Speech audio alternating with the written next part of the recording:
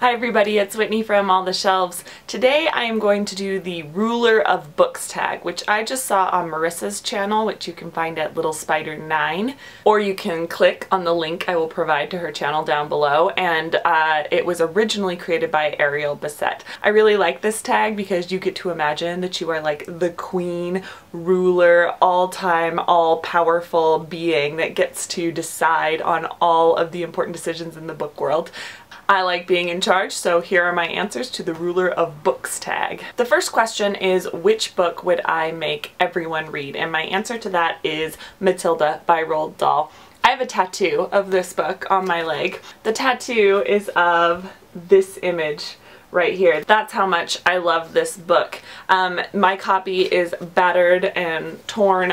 There was a time in my 3rd grade life where this was in my backpack always, so I got dye on it and marker pins and whatever. This book was so important to me as a kid. And I was thinking through this question really carefully, and I was thinking, not everybody's at the same reading level. Let's choose something that if I require everyone to read it or be executed, it's within the realm of possibility for them. I am a benevolent ruler.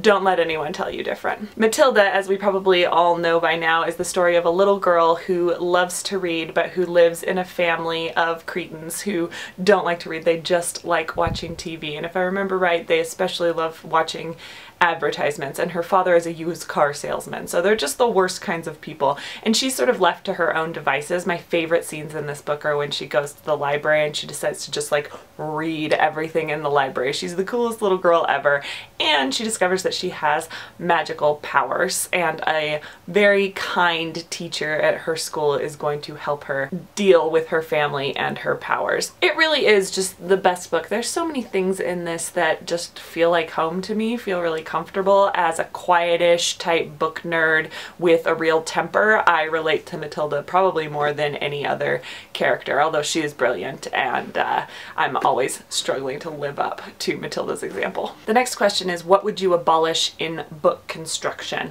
And there are so many things. I have a lot of complaints about books in general, but the one thing that I hate maybe more than anything else is thin pages. This is a Norton edition of Faust, and Norton editions always have these tiny little pages. You're probably not going to be able to see it, but I don't have a Norton edition that hasn't been folded in weird ways because it's impossible for these pages to keep their shape. Just turning the page, it tears like tissue paper. This is like the outer skin of an onion. It's so frustrating. Norton, I know that you want to pack a lot of information into here for a relatively low price, but there are plenty of big thick books that I pay a lot of money for that I would prefer to these Norton editions, which ain't cheap, by the way. The next question is, what author would I commission to write any book that I like? And my answer for that is Steve Erikson. Steve Erikson is a new discovery for me. I've actually only read Zeroville. This one, These Dreams of You, this one's probably next on my list, but I loved Zeroville so much. I'll get to that later in my video. I loved it so much. It just hit every button for me. It was about film history, and it was a little bit weird but still really accessible, and it had really short chapters, and it had this like fantastic ending. So I haven't read anything else by Steve Erikson. I'm taking a giant leap of faith here. I want him to write me a novel. I really think, judging by Zeroville, that he could write a whole series, a whole plethora of novels that I would just love. The next question is, which book would I demote to the library basement to make room for new books? And this one was easy for me, and also potentially offensive to you because I have not read this book. But I know deep down in my heart that I would hate this book, and that is The Help.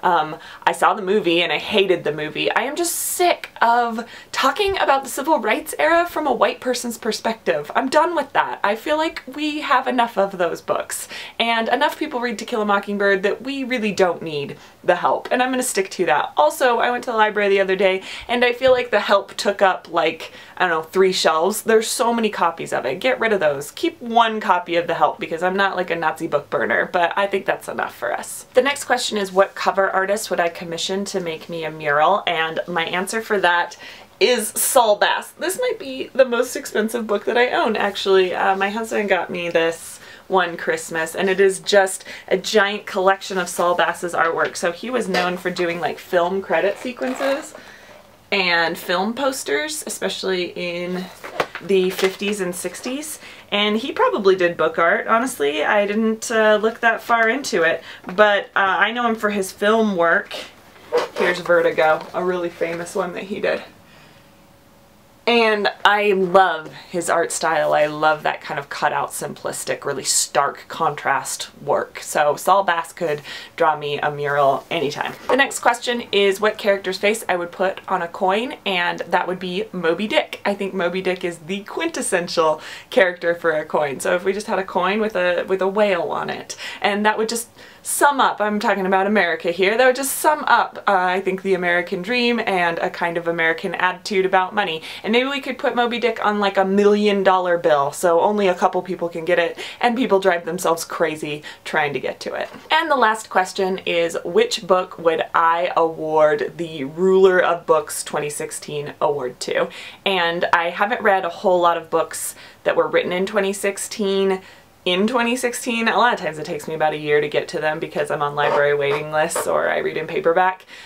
So I'm just going to go with books that I've read this year, and I'm going to give this award to Zeroville by Steve Erickson, which I feel like I am going to be talking about for the next 3 months on this channel. Get ready for Zeroville. It's the story of a man who has a shaved head with a tattoo of Elizabeth Taylor and Montgomery Clift from A Place in the Sun on his head. And he moves to Hollywood to work in the film business, and it's full of film references, classic film history, and some of them are kind of like obscure references or kind of sideline tangential references that I just like loved. It made me feel smart, it made me feel appreciated as a film lover, and then plus it had all of this great stuff about 70s culture, 80s culture especially, and how that mixed with religion and psychosis and gender, and it was just so good. If you haven't read Zeroville, I really recommend this one. Also really smutty, which is fun and I loved,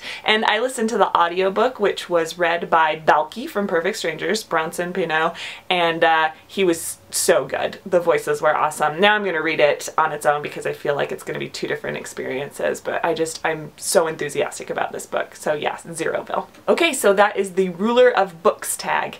Let me know if you do this tag. I'm not going to tag anyone specifically because I've been out of the loop for a couple weeks and I'm feeling insecure about, you know, who's watching and who's not. So I'm going to leave that up to you, but please let me know if you do the tag because I just love this one, and I'll talk to you later. See ya.